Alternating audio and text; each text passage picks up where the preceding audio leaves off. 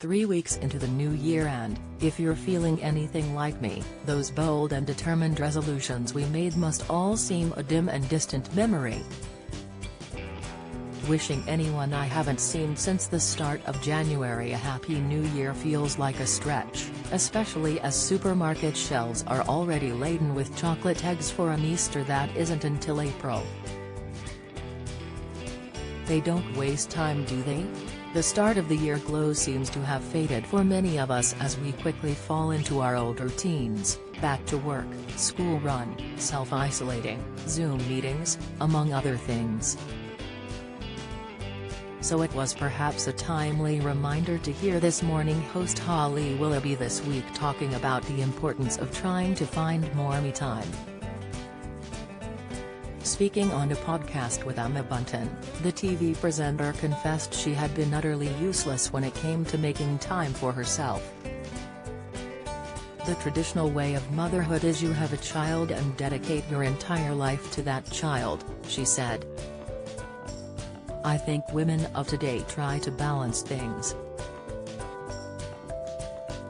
We want to carve out a part of our lives for us. Similarly, Lorraine Kelly this week urged viewers to spend 5 to 10 minutes per day on me time. But how often do we remember to do so? I know me time is increasingly going to the bottom rather than the top of my ever-expanding to-do list.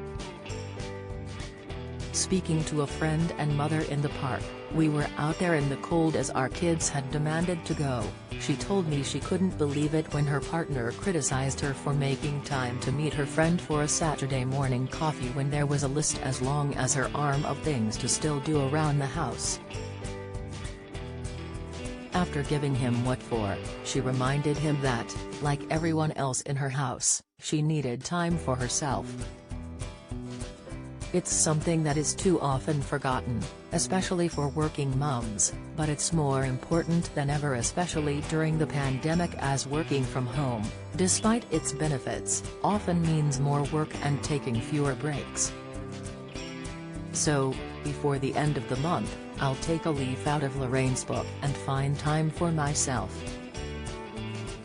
Her advice to be kind to yourself is spot on.